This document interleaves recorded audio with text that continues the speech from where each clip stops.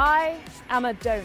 That's what this guy, John F. Kennedy, is sometimes accused of having said in his iconic 1963 speech in West Berlin. Yes, in German, a Berliner could refer to a person from Berlin or this kind of jam-filled donut. But many Germans refer to this as a Krapfen, and in Berlin it's known as a Pfannkuchen, which translates as pancake. Confused? Me too. If the American president had been more literal and claimed to be an American, it wouldn't have helped him much either. In Germany, this sugary treat is known as an Amerikaner, or American. Okay, enough of the baked goods. Today, we're taking Meet the Germans on a transatlantic trip. I want to find out, just how sweet are German-US relations?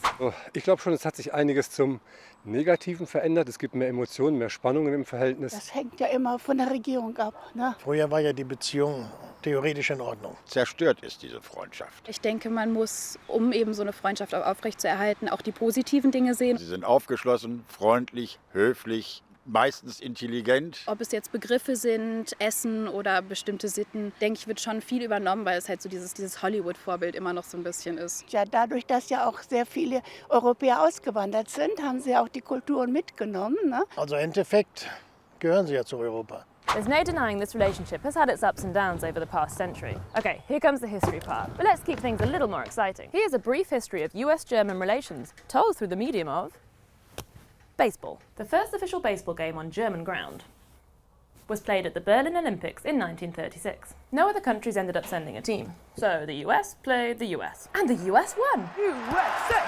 USA!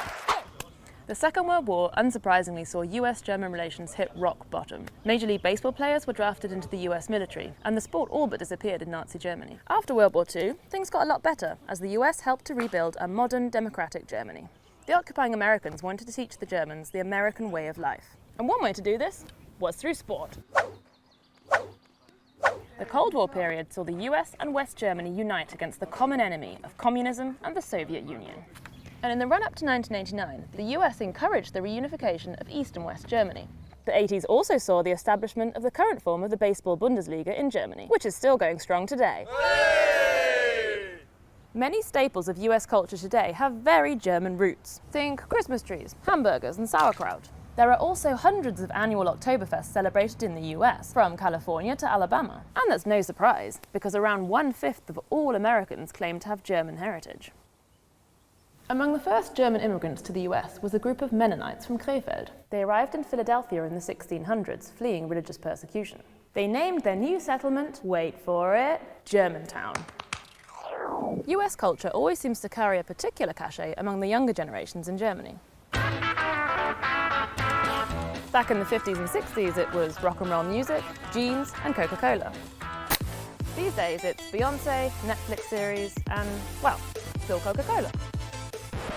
The Germans also have a somewhat bizarre interest in Native American culture. Take, for example, the beloved stories and films of the character Winnetou. Unfortunately, they haven't quite kept up with the debate surrounding cultural appropriation. Germans dressing up as Native Americans for Carnival can come as quite a shock for visiting Americans. There's also been a fair amount of linguistic trading between the two nations over the years. Where would the Americans be without their Kindergarten or Schadenfreude? And the Germans without their laptops, meetings, marketing, t-shirts, yuppies, and jet lag? That's all from this week's Meet the Germans. Auf Wiedersehen, see you later.